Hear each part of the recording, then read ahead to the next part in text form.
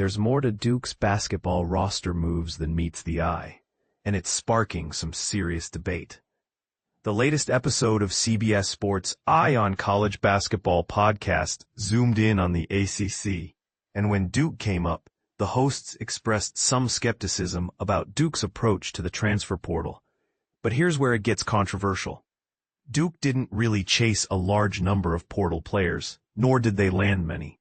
Yet they nailed the recruitment of Cedric Coward, a future lottery pick, well before most experts caught on. This alone speaks volumes about Jon Scheyer's sharp talent evaluation skills and suggests he's likely quite satisfied with the players currently in his roster. Duke's only additions from the transfer portal were Iffy Ufochukwu and Jack Scott, with Scott being the focal point of the latest player profile. Scott, a 6'5" wing, spent 3 years at Princeton. On the surface, he might not seem poised for major on-court impact in the upcoming season. But what makes him truly interesting is the pivotal role he could play off the court. And that's a game changer. Scheyer has developed a knack for recruiting players who don't necessarily jump out as star prospects initially. Names like Ufochukwu, Scott, Cameron Sheffield, Neil Begovic, Cale Catchings, and Max Johns often fly under the radar.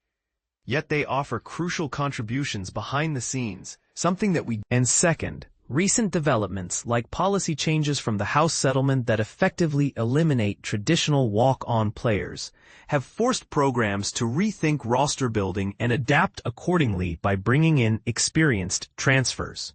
Traditionally, walk-ons, though they seldom saw much game time, played an invaluable role. Their commitment to practice support and teamwork, driven purely by passion rather than playing minutes, created a foundation that helped star players thrive. Now that walk-ons are fading out, players like Ufochukwu and Scott fill that essential niche but come with an added edge. They can actually step onto the court and contribute when needed. As a reminder, Scott's background includes playing point guard in high school, a versatility that could be tactically useful in various game scenarios. Realistically, even though these transfers are highly competitive athletes, their playing time might be limited. Their true value lies beyond the stat sheet, in leadership, experience, and adaptability. The best way to assess their success may ultimately be by how well Duke performs as a team this season. So here's a question for you. Is Scheyer's strategy of integrating these subtle yet strategic transfer additions the future of college basketball, especially with walk-ons disappearing?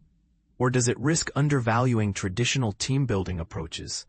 Sound off in the comments. Do you agree with this shift, or think there's something lost in the process?